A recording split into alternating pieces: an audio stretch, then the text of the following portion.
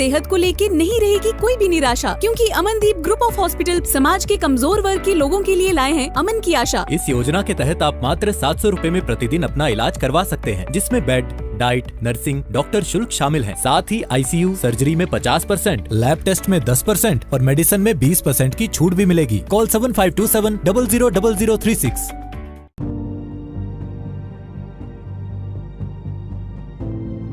अमनदीप अस्पताल हर व्यक्ति के बेहतर स्वास्थ्य देखभाल के अधिकार को बनाए रखने की अपनी अटूट प्रतिबद्धता में अमृतसर में अमन की आशा की शुरुआत करने पर गर्व महसूस कर रहा है। यह समावेशी चिकित्सा कार्यक्रम विशेष रूप से आर्थिक रूप से अक्षम रोगियों की मदद करने के लिए बनाया गया है, जिससे सभी के लिए गुणवत्तापूर्ण स्वास्थ्य सेवा सुलभ और सस्ती हो सके।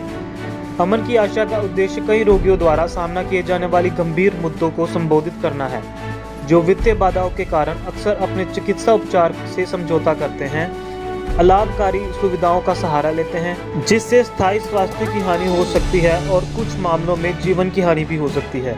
यह पहल ऐसी बाधाओं को तोड़ने का प्रयास करती है, जिससे मरीजों को भारी लागत की चिंता किए बिना सर्वोत्तम उपचार चुनने के लिए प्रोत्साहित किया जा सके। अमृतसर से न्यूज़ 24 पंजाब के लिए साहिल गुप्ता की विशेष रिपोर्ट। बेसिक ਜਿਹੜਾ ਪਰਪਸ ਇਹੀ ਹੈ ਕਿ ਜਿਹੜੇ ਲੋਕ ਟ੍ਰੀਟਮੈਂਟ ਅਫੋਰਡ ਨਹੀਂ ਕਰ ਸਕਦੇ ਇਹ ਉਹਨਾਂ ਦੀ ਹੈਲਪ ਵਾਸਤੇ ਹੈ, ਕਿਉਂਕਿ ਬਹੁਤ ਸਾਰੇ ਲੋਕ ਜਿਹੜੇ ਨੇ ਉਹ ਖਰਚੇ ਤੋਂ ਡਰ ਕੇ ਫਿਰ ਉਹ ਚੰਗੇ ਹਸਪਤਾਲਾਂ 'ਚ ਨਹੀਂ ਜਾ ਸਕਦੇ ਜਾਂ ਜਾਂਦੇ ਨਹੀਂ ਹੈ, ਕੋਸ਼ਿਸ਼ ਨਹੀਂ ਕਰਦੇ। ਹਾਲਾਂਕਿ ਮੈਂ ਸਮਝਦਾ ਕਿ ਕੋਈ ਵੀ ਡਾਕਟਰ ਇਸ ਤਰ੍ਹਾਂ ਦਾ ਨਹੀਂ ਹੋਏਗਾ ਕਿ ਜੇ ਕੋਈ ਗਰੀਬ ਬੰਦਾ ਉਹਦੇ ਕੋਲ ਜਾ ਕੇ ਉਹਨੂੰ ਰਿਕੁਐਸਟ ਕਰੇ ਵੀ ਡਾਕਟਰ ਸਾਹਿਬ ਮੇਰੇ ਕੋਲ ਪੈਸੇ ਹੈ ਨਹੀਂ ਤੇ ਡਾਕਟਰ ਉਹਦੇ ਕੋਲ ਪੈਸੇ ਮੰਗੇਗਾ। So they are kind hearted people, but ਇਹ ਹੁਣ ਸਪੈਸ਼ਲੀ ਅਸੀਂ ਟਾਰਗੇਟ ਕਰ ਰਹੇ ਹਾਂ ਜਿਹੜੇ poorest of the poor section of the society. Detail ਤੁਸੀਂ ਆਲਰੇਡੀ ਸੁਣ ਚੁੱਕੇ ਹੋ ਕਿ ਉਹਨਾਂ ਨੂੰ ਜਿਹੜਾ ਕਿਸ ਰੇਟ 'ਤੇ ਉਹਨਾਂ ਦਾ ਇਲਾਜ ਕੀਤਾ ਜਾਏਗਾ, ਉਹ ਪਰਿਤੋਸ਼ ਜੀ ਨੇ ਬੜਾ ਡਿਟੇਲ 'ਚ ਤੁਹਾਨੂੰ ਦੱਸਿਆ। ਐਂਡ ਆਈ ਐਮ ਗ੍ਰੇਟਫੁਲ ਕਿ ਮੇਰੇ ਨਾਲ ਸ਼ਹਿਰ ਦੇ ਬਹੁਤ ਸਾਰੇ ਪਤਵੰਤੇ ਸੱਜਣ ਵੀ ਅੱਜ ਮੌਜੂਦ ਨੇ, ਸੇਠ ਸਾਹਿਬ, ਨੀਟਾ ਭੈਣ ਜੀ, Duggal Sahib. So they will screen the patients. ਜਿਹੜਾ ਐਕਚੁਅਲੀ ਡਿਜ਼ਰਵਿੰਗ ਹੋਊਗਾ ਇਹ ਸਕੀਮ ਉਹਦੇ ਵਾਸਤੇ ਹੈ ਬੇਸਿਕਲੀ, ਕਿਉਂਕਿ ਮੈਨੂੰ 40 ਸਾਲ ਪ੍ਰੈਕਟਿਸ ਕਰਦਿਆਂ ਹੋ ਗਏ, ਬਹੁਤ ਲੋਕਾਂ ਦਾ ਟ੍ਰੀਟਮੈਂਟ ਕਰੀਦਾ। ਜਿਹੜਾ ਅਸਲੀ ਗਰੀਬ ਹੁੰਦਾ ਨਾ ਉਹ ਕਦੇ ਸਿਫਾਰਿਸ਼ ਨਹੀਂ ਕਰਾਉਂਦਾ, ਸਿਫਾਰਿਸ਼ ਉਹ ਕਰਾਉਂਦਾ ਜਿਹੜਾ ਗਰੀਬ ਨਹੀਂ ਹੁੰਦਾ। That is the tragedy of hour country. And ਮੈਨੂੰ ਉਹ ਭੁਗਤਣੀਆਂ ਵੀ ਪਈਆਂ ਬਹੁਤ ਸਾਰੀਆਂ ਇਹੋ ਜਿਹੀਆਂ ਚੀਜ਼ਾਂ।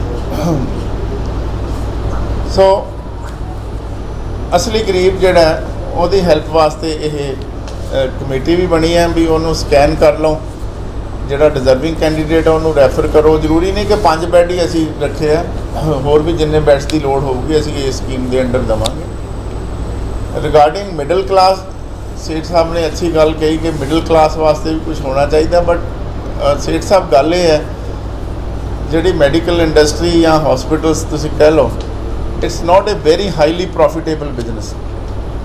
It's unlike other businesses.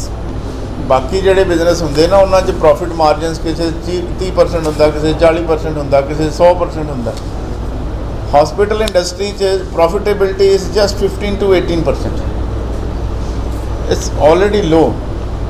So what is the solution? Solution is health insurance.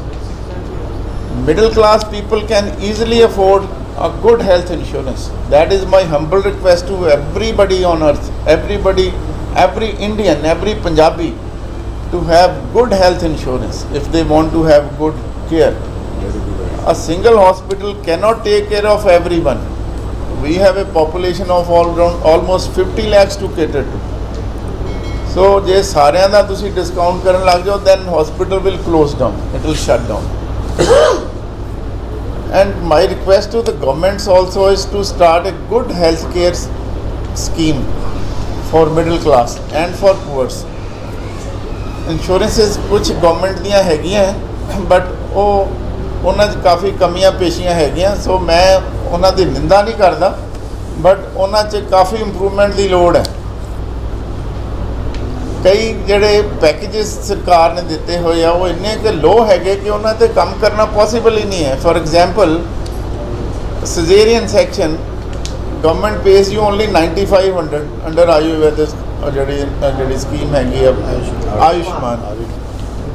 ਜੇ ਕੋਈ ਫ੍ਰੈਕਚਰ ਹੋ ਜੇ again the hospital is supposed to charge around 95,100 ਔਰ 10,000 ਉਹ 10,000 'ਚ ਤੁਸੀਂ ਕਿਸ ਤਰ੍ਹਾਂ ਕਿਸੇ ਇੰਨੇ ਮੇਜਰ ਫ੍ਰੈਕਚਰ ਦਾ ਇਲਾਜ ਕਰ ਲਓਗੇ so those schemes they need to be improved